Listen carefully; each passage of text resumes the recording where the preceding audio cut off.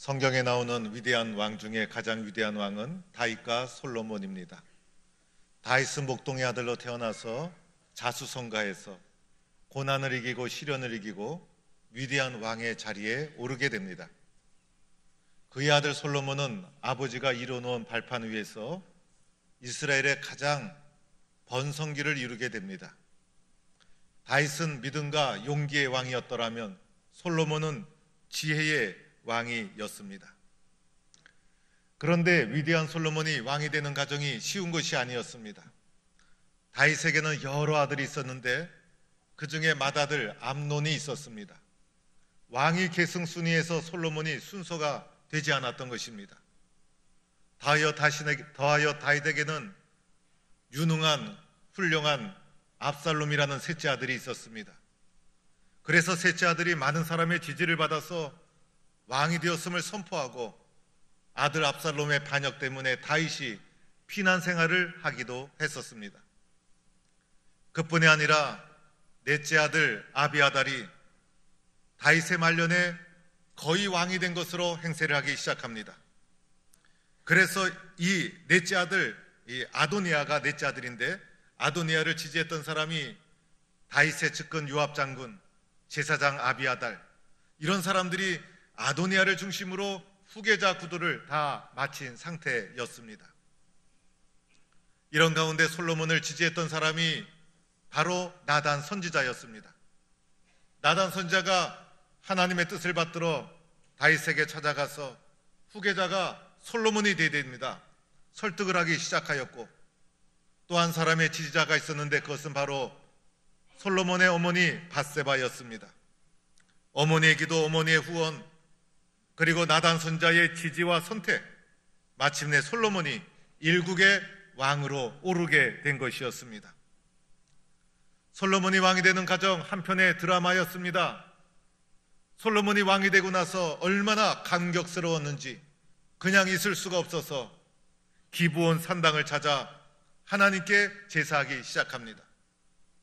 당시에 성전이 지어지지 않은 상태였기 때문에 산당에서 제사를 드렸는데 그 중에서 가장 큰 산당이 기브온 산당, 오늘날로 말하면 성전에 찾아가 하나님께 먼저 예배를 드렸다는 것입니다. 이곳에서 솔로몬의 유명한 제사가 진행됩니다. 바로 일천번제입니다. 1000번 동안 1000일 동안 제사를 드렸다는 해석도 있고 1000마리의 제물을 바쳤다는 설도 있지만은 아무래도 1000마리의 제물을 바쳤다는 설이 더 지지를 받고 있습니다. 그러나 보다 더 중요한 것은 솔로몬이 하나님께 최고의 정성을 드렸다는 것입니다. 내가 드릴 수 있는 정성, 내가 드릴 수 있는 예배, 내가 드릴 수 있는 영광, 최고의 정성과 영광과 예배를 하나님께 올려드린 것이었습니다. 하나님이 솔로몬의 1000번제를 받으시고 기뻐하셨어요. 하나님은 우리가 드리는 예배를 받으시고 기뻐하시는 분이십니다.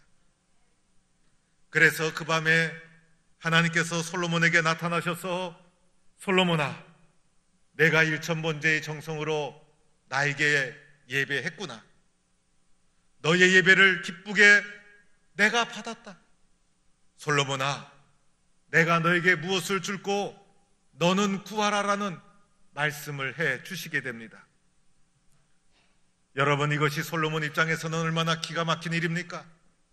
예배 받으신 것도 너무나 고마운데, 예배 받으신 것도 너무나 감격스러운데, 더하여 그뿐이 아니라 솔로몬아, 내가 내게 무엇을 줄까? 라고 하면서 하나님이 기회를 주신 거예요. 하나님은 주시는 분이고 솔로몬에게는 선택의 기회를 하나님이 주셨다는 거예요. 얼마나 놀라운 축복입니까? 저도 이러한 기회가 있었으면 좋겠어요. 하나님이 저에게 나타나셔서 김 목사야, 너의 수고를 내가 안다, 내가 너에게 무엇을 줄까? 이렇게 물어보신다면 얼마나 기쁠까? 하나님이 어느 날 여러분에게 나타나셔서 너희의 예배를 내가 기쁘게 받아 주었다, 신령과 진정으로 드리는 예배를 내가 기쁘게 받았다, 내가 너에게 무엇을 줄까? 이렇게 하나님이 물으신다면 얼마나 좋을까? 솔로몬이 얼마나 감격스러웠을까? 이런 기회가 주어진다면 이보다 더 큰 기쁨이 어디 있을까? 하나님의 음성을 들은 솔로몬, 급하게 서두르지 않았어요. 경솔한 사람이 아니었어요. 하나님께 일천번제를 드리는 정성을 바쳤던 솔로몬, 하나님의 음성을 듣고 지혜롭게 깊이 있게 신중하게 하나님의 부르심에 응답하기 시작합니다. 솔로몬은 신중하게 첫 번째로는 하나님의 은혜를 고백합니다. 하나님, 나에게 너무나 큰 은혜를 베풀어 주셨습니다. 6절의 말씀 보면 큰 은혜를 2번이나 고백합니다. 내 아버지 다윗에게 큰 은혜를 베풀어 주셨고 나에게도 큰 은혜를 베풀어 주셨습니다. 내가 사는 것은 하나님의 은혜입니다. 내가 오늘까지 지내온 것 하나님의 크신 은혜입니다. 이 하나님의 베풀으신 크신 은혜를 어떻게 보답해야 합니까? 하나님의 크신 은혜를 고백하며 하나님께 영광을 돌립니다. 2번째로는 하나님 앞에 겸손했습니다. 왕이었지만은 겸손했어요. 7절 말씀해 보니 하나님 큰 은혜를 베풀어 주셨는데 종은 작은 아이입니다. 나는 작고 보잘것없는 존재입니다. 하나님 앞에 교만하거나 경솔하지 않았어요. 우리는 조금만 나은 게 있으면 경솔하고 교만해지고, 그러나 솔로몬은 하나님, 저는 작은 종입니다. 작은 아이입니다. 지극히 자기를 낮추며 하나님 앞에 겸손했어요. 셋째로는 솔로몬은 하나님 앞에서 자기보다 백성을 더 생각합니다. 하나님, 이 백성을 어떻게 이끌어야 합니까? 이 백성을 어떻게 인도해야 합니까? 8절에도 백성이란 단어 2번, 9절에도 백성이란 단어 2번, 계속해서 입만 열었다 하면 이 백성을 인도하여 주옵소서. 이 백성을 어떻게 이끌어가야 됩니까? 백성을 생각하고 백성을 사랑하고 백성을 위하는 마음이 자기를 챙기는 마음보다 더 앞섰던 것입니다. 대부분 사람 어떻게 인생을 살아갑니까? 하나님의 은혜보다 내가 잘났다 생각하고, 겸손하기보다도 교만하기 쉽고, 백성보다도 내 것을 챙기기에 바쁜 것이 세상 대부분의 사람들의 모습. 그러나 솔로몬은 하나님의 큰 은혜를 고백하며 그분께 마땅히 드려야 될 영광과 고백을 올려드리고, 하나님 앞에 지극히 작은 아이입니다. 겸손하게 자기를 낮추고, 이 백성을 어떻게 해야 합니까? 백성을 위하는 뜨거운 마음을 가지고 있었다는 것입니다. 이제 하나님을 향한 솔로몬의 기도가 정점을 향해 나가게 되는데, 솔로몬이 하나님께 요구한 것이 무엇이었을까요? 여러분 같으면 하나님 앞에 이런 기회에 무엇을 요구하겠습니까? 놀랍게도 솔로몬이 하나님께 요구한 것은 하나님이여, 듣는 마음을 주옵소서. 듣는 마음을 주옵소서. 듣는 마음을 주옵소서. 이것을 하나님 앞에 요청하게 됩니다. 오늘 말씀해 보니 듣는 마음을 종에게 주사 주의 백성을 재판하여 선악을 분별하게 하옵소서. 놀랍게도 솔로몬이 구한 것은 바로 듣는 마음이었다는 것입니다. 듣는 마음, 히브리어는 듣는 심장으로도 번역될 수 있는 용어입니다.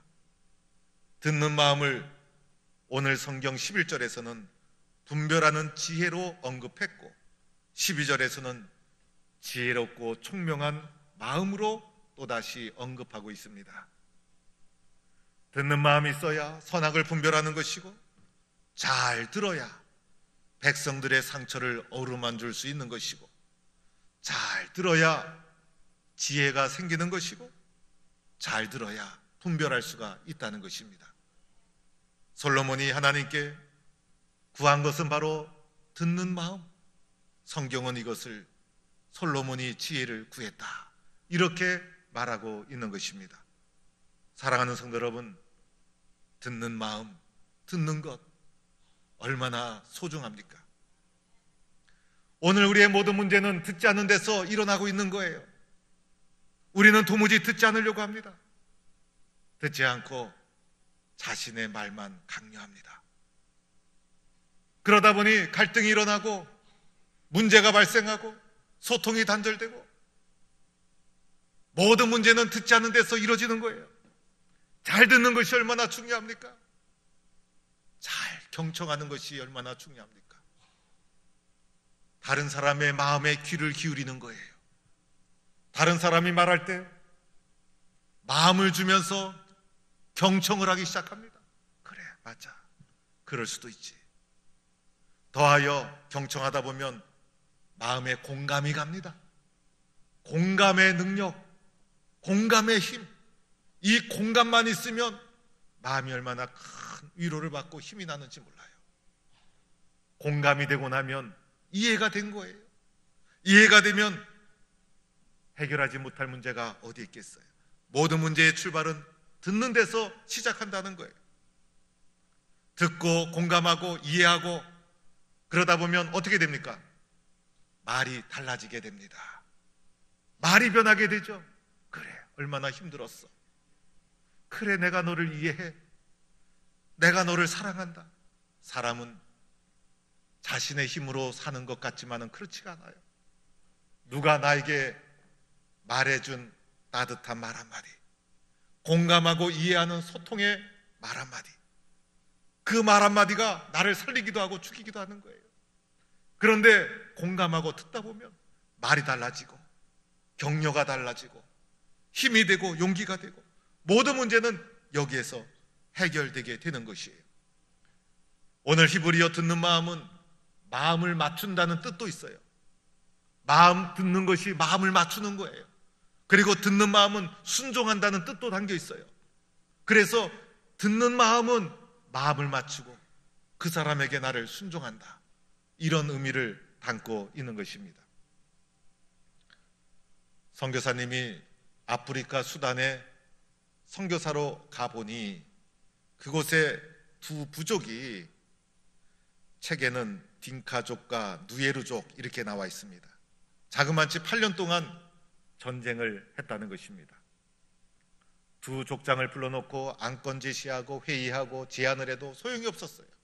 8년 동안 전쟁을, 갈등 가운데 있었던 이 부족의 문제를 해결하는 것이 선교사님의 과제로 주어졌어요. 기도하고 그동안 어떠한 가정을 밟았나 연구하고 길이 없더라는 거예요.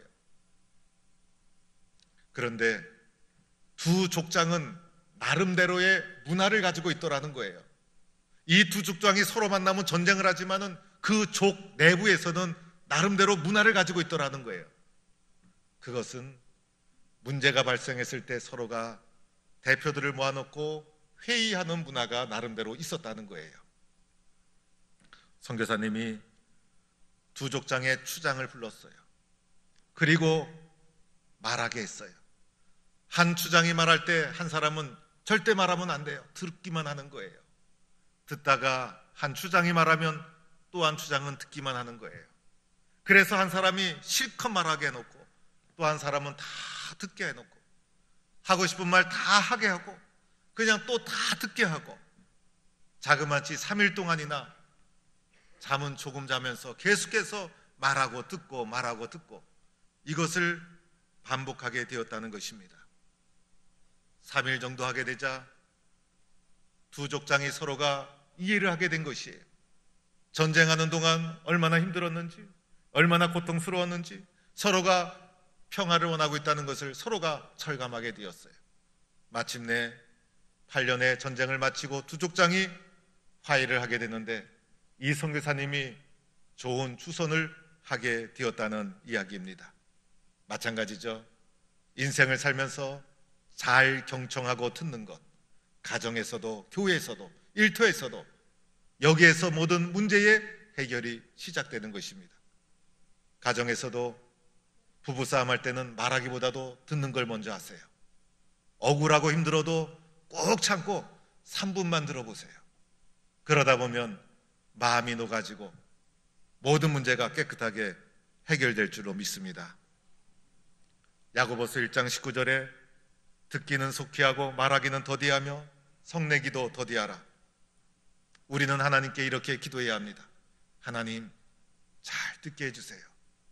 하나님 잘 경청하게 해주세요. 하나님 공감하고 듣는 마음 갖기를 주세요. 다른 사람의 마음을 담아낼 수 있는 열린 길을 주세요. 이것이 하나님 앞에 쓰임받는 소중한 길인 것입니다. 오늘 성경에 어떻게 되었습니까? 솔로몬이 듣는 마음을 구하자 하나님이 그의 말씀을 듣고 그의 요청을 듣고 하나님이 너무 기뻐하셨어요. 그래서 성경에는 이렇게 말합니다. 솔로몬이 이것을 구하매 그 말씀이 주의 마음에 든지라. 우리가 수없는 기도를 드리고 수없는 요청을 하나님께 드리지만은 그 중에 하나님께 마음에 또 쏙 들은 기도가 얼마나 있었을까? 그런데 솔로몬의 이 기도가 하나님의 마음에 들었다는 것이에요. 하나님께서 너무나 기뻐서 솔로몬에게 칭찬하기 시작합니다. 솔로몬아, 내가 장수의 복을 구하지도 않았구나. 여러분, 오래 사는 것, 건강하게 오래 사는 것 얼마나 좋아요. 모든 사람이 요구하고 기대하는 것 아닙니까? 그런데 솔로몬은 이것을 구하지도 않았어요. 또한 하나님께서 말씀하십니다. 내가 부도 구하지 않았구나. 물질이 많은 것 얼마나 평안하고 좋은 거예요. 그런데 세상 사람들이 그렇게 구하고 좋아하는 부를 솔로몬은 구하지 않았어요. 또한 하나님이 말씀하시기를 내가 원수의 생명을 멸하는 것 구하지 않았구나. 여러분, 권력과 힘이 있고 능력이 있으면 얼마나 좋아요. 그런데 세상 사람들이 그렇게 추구하는 능력과 힘을 솔로몬은 구하지 않았다는 것이에요. 솔로몬이 구한 것은 듣는 마음. 하나님이 그것을 흔쾌히 주셨어요. 그런데 그것뿐이 아니었죠. 그가 구하지 아니한 부와 영광, 장수의 복, 그 모든 것을 솔로몬에게 주셨어요. 하나님이 솔로몬에게 말씀하시기를 내 앞에도 너와 같은 자가 없었거니와 내 뒤에도 너와 같은 자가 일어남이 없으리라.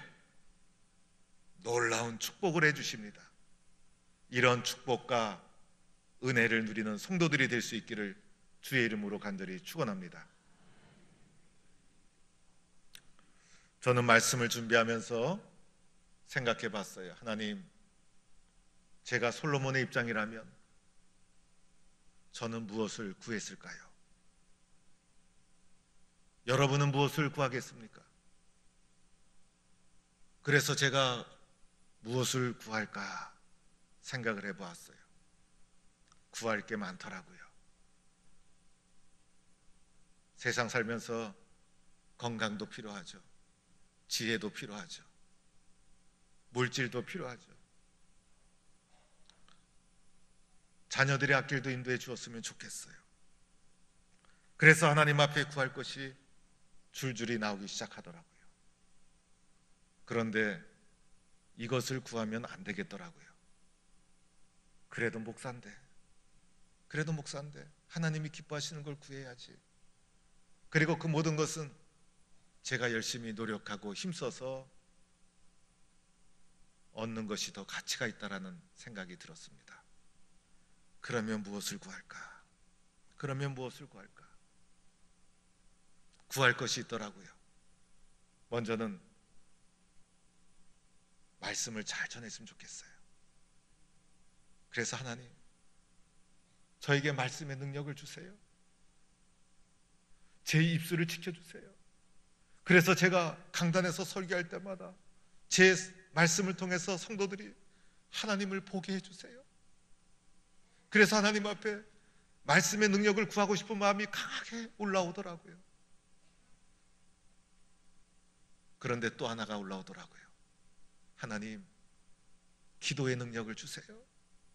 제가 기도할 때마다 치유되고 회복되는 역사가 일어나게 해주세요.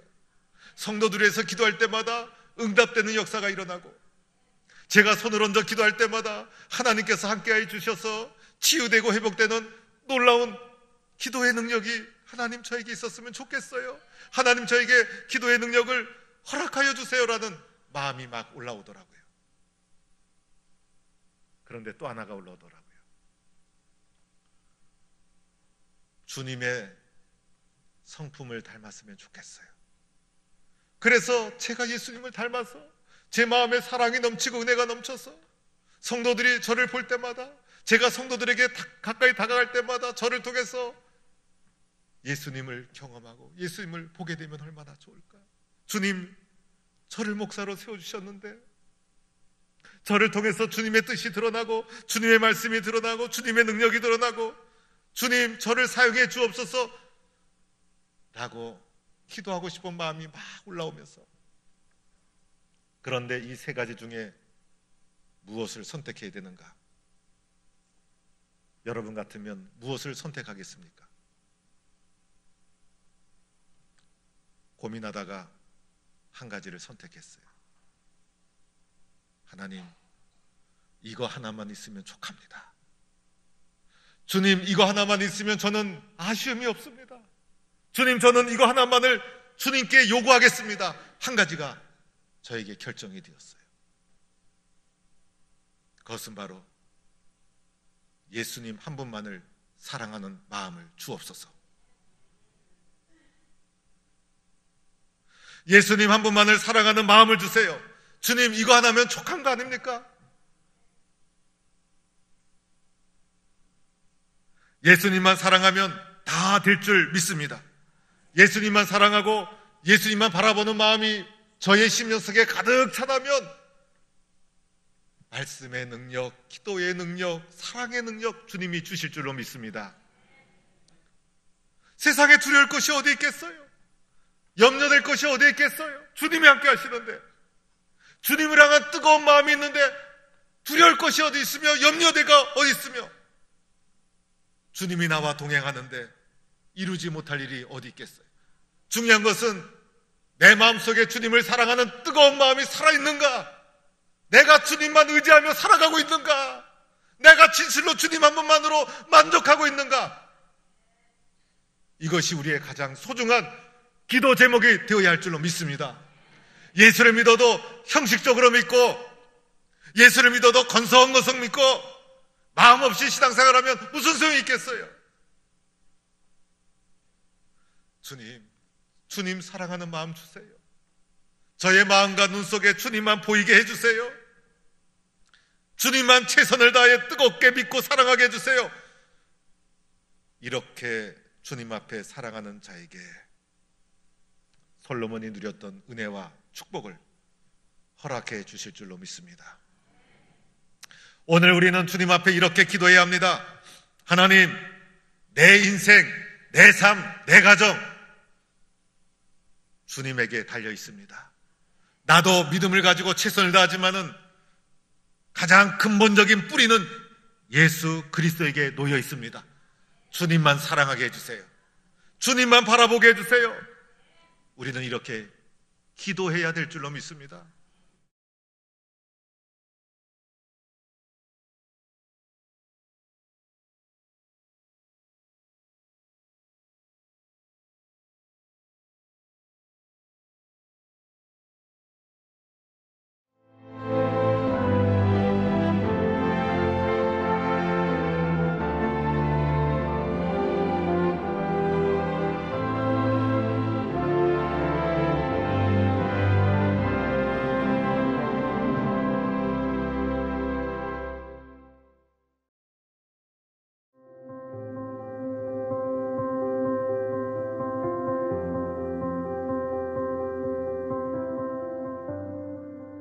당신은 우리를 당신을 향해서 살도록 창조하셨으므로 우리 마음이 당신 안에서 안식할 때까지는 편안하지 않습니다.